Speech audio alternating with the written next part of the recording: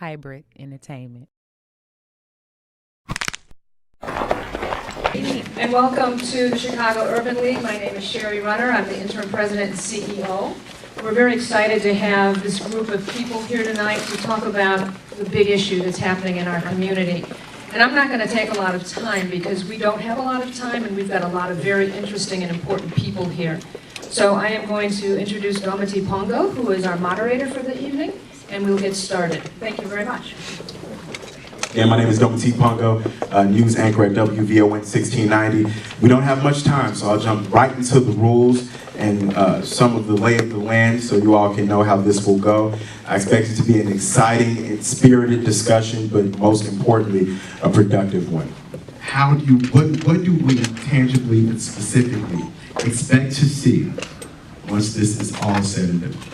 I think a lot of things. I think first and foremost, programs are progress, but policy is power.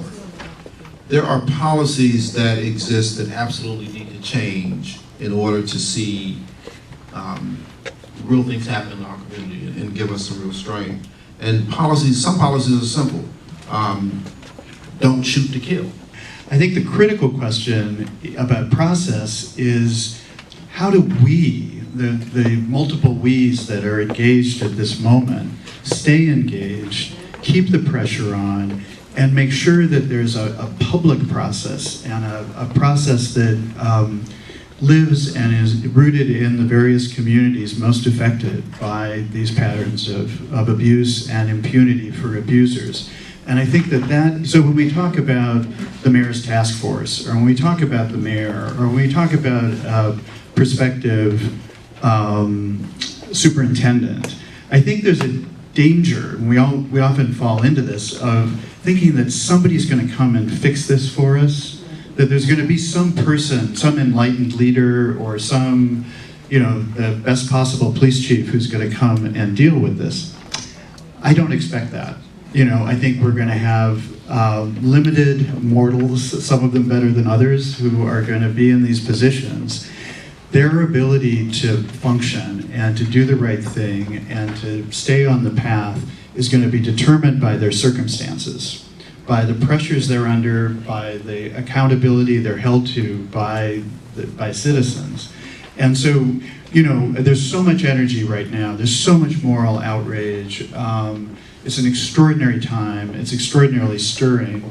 But how all that energy coalesces into a broad coalition that has all these different dimensions. Is in the streets and is in the halls of power and is in the press. How that comes together behind a common agenda and stays on it and holds people accountable, because I think ultimately it's not so much a matter of finding the transcendent leaders, the great public officials. It's a matter of us as citizens taking co-responsibility for these issues. These problems don't exist apart from us. They aren't in some other space apart from us. In taking responsibility for them, I think we can make even our limited and often mediocre public officials more effective. I think, there's All says, the cops, the ordinance that you spoke about earlier,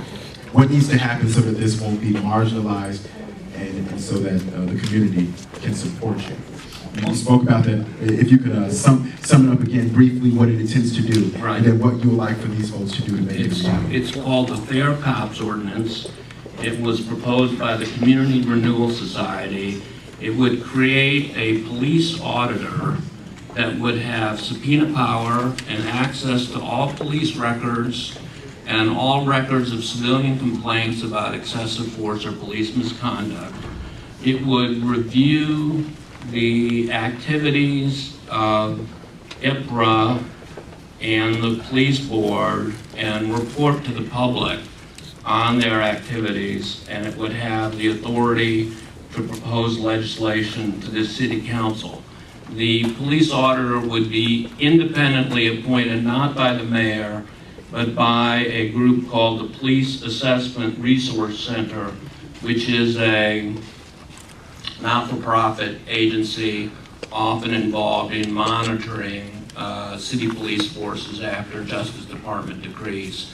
So the Black Caucus in the City Council needs to support this. The Hispanic Caucus needs to support it. The Progressive Caucus needs to support it. And we need to pressure our aldermen to get behind this ordinance and pass. It seems daunting and nearly impossible to find someone who has experience but isn't complicit. Don't you just want someone to have some experience who is just not a part of the Chicago Police Department? And that becomes the question. So is it possible for someone who's not based here locally, who has experience, who has a clean record, who can come to the city of Chicago that we may trust? Or would that be problematic? Because as you said, you want someone who is vested in the community in the city of Chicago. Is that something to consider, though, that we get a veteran cop from another country? We would prefer a policeman from the city of Chicago. Unfortunately, many of the people at the top, there it becomes very political. I was told, and it proved to be true, that any rank above, really any rank from commander and above is political. The aldermen usually have some say-so in who gets those positions, and City Hall has to approve Pat Dow said it's not true. anyone placed in that position. Pat Dow just said it's not true. The aldermen don't have any say in it. Some aldermen have a say-so in the community, at least they try. For instance, You mean unofficially?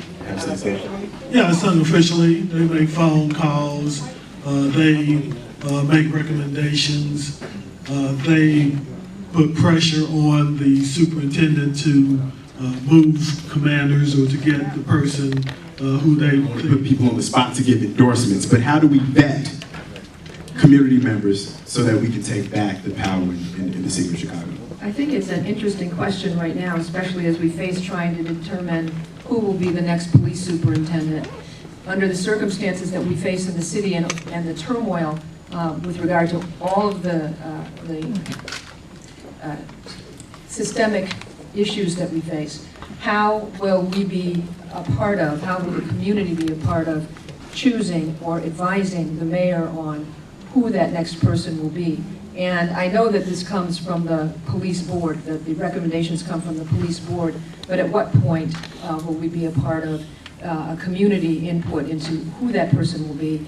And it's important because we need to have a Chicagoan in that role, and a Chicagoan who knows Chicago and its unique and very different community.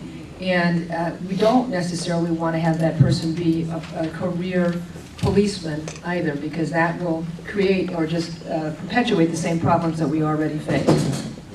Go ahead and tell me, how do you feel we really ensure police accountability?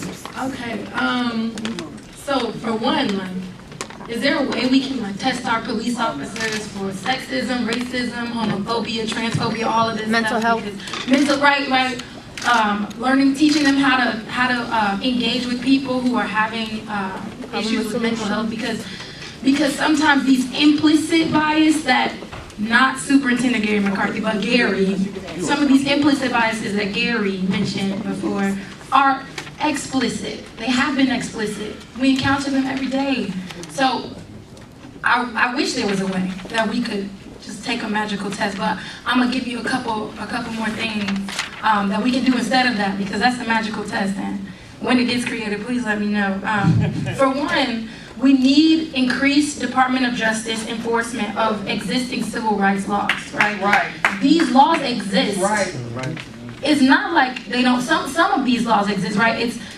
It's that measures aren't being taken for them to be properly enforced. It's like when we got the right to vote, right? We had the right to vote, but people couldn't register to vote, let alone go into the voting house and take a vote, right? Like it takes more than a law. We need enforcement. For two, we need CPAC, right? Hey, okay. We need the Civilian Police Accountability Council.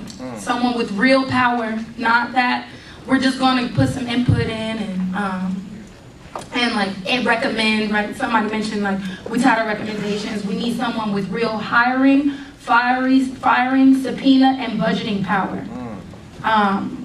Like I said earlier, we're not going to use the master's tools to dismantle the master's house, and Rahm Emanuel's task force is not enough. And then lastly, to comment on IPRA,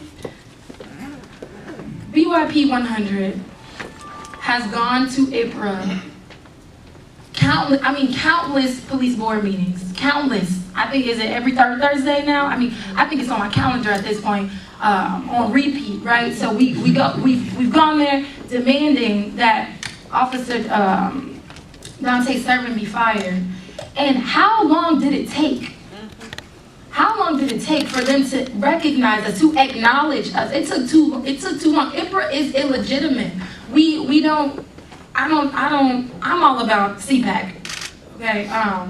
And I think that's where I'll leave off because on time. You see why I left you for last, right? The best for last? Okay, Thank you. How can the FOP, the police union, be held liable throughout the nation for the fact that they feel free to abuse their power and use the excessive use of force?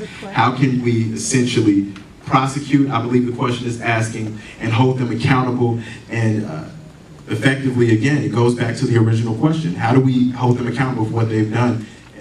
The city and police unions, and not just here in Chicago, but everywhere, have been bargaining away the public right, all of our rights, to our records, to accountability, to openness, and to transparency.